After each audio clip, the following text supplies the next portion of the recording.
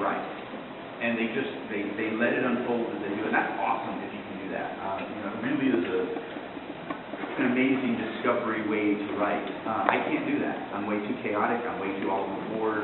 I need a plan. I need to know what's going on. So I literally, and that's what I talk about in this session, I think, because I do free critiquing on my website, and again, I teach writing everywhere. I do a lot of writers' conferences, so I deal with a lot of unpublished writers. And I think one of the biggest mistakes that a lot of writers make is they get that idea, and they sit down and they start writing it.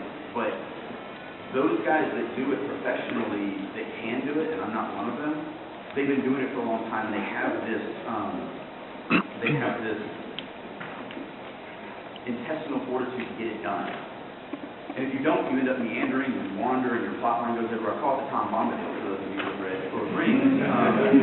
The Tom Bombadil storyline was really kind of a left turn Albuquerque, and that's why I didn't make the movie, because it wasn't good writing. And I'm not trying to fit anybody that likes the Tom Bombadil stuff. In today's market, you could not sell that. The acquisitions editor would go, how about, we really like this, folks, and this whole Tom Bombadil thing we're cutting, but the rest of the story is really cool. You just can't do that in today's market. It's all about, these people need a story, they need a start, a middle, and an end. And because of that, I spend an exorbitant amount of time plotting. And I divide it in two ways. And part one of this, we have just a few minutes. Part one of this is the tools that I use. It's all about, I spend probably 2 months planning the story before I write the first word. I have a giant dry erase board that sits in my office, and I draw all my plot lines out, and I sit in what I call Uncle Alfred's chair. And I was passed away, and left me this big, gigantic leather comfy chair.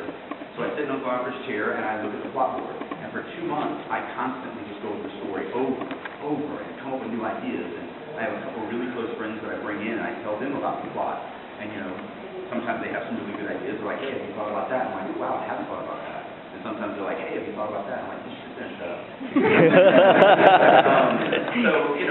I do go through it, and I go through it over and over and over again.